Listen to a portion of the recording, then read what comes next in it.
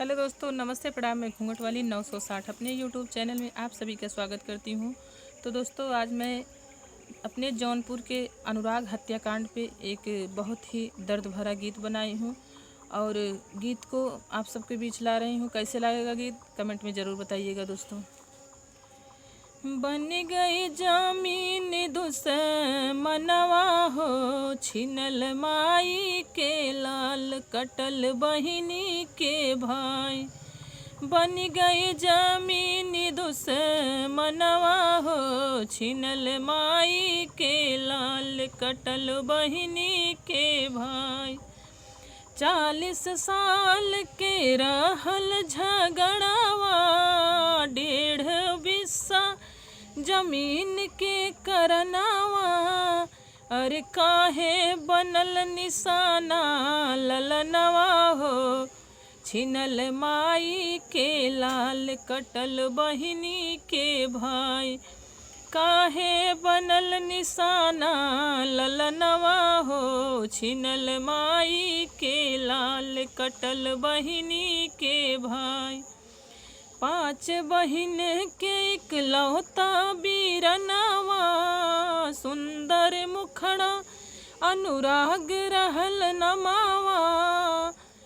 अरे काटस पापी गर्दनवा हो, छिनल माई के लाल, कटल बहिनी के भाई। काटस पापी गर्दनवा हो, छिनल माई के लाल, कटल बहिनी के भाई।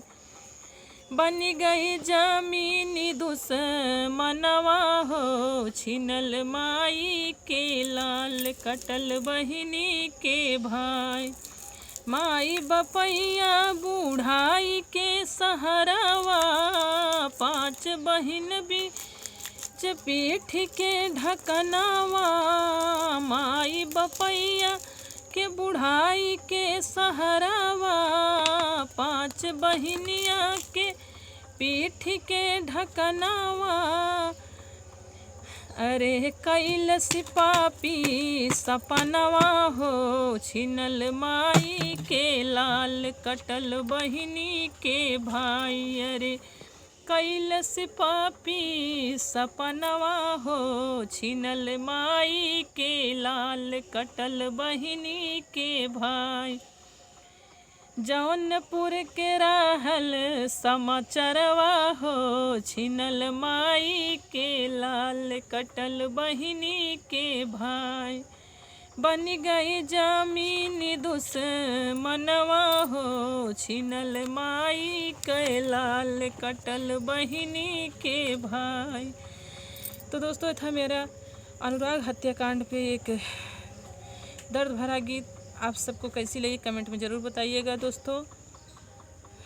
और अब क्या कहूँ मैं उस बच्चे के लिए, आप सब लोग तो देखते ही हैं मेरे गीत कम है, इतना उसका समाचार सोशल मीडिया पे आ रहा है कि मेरी गीत कम है।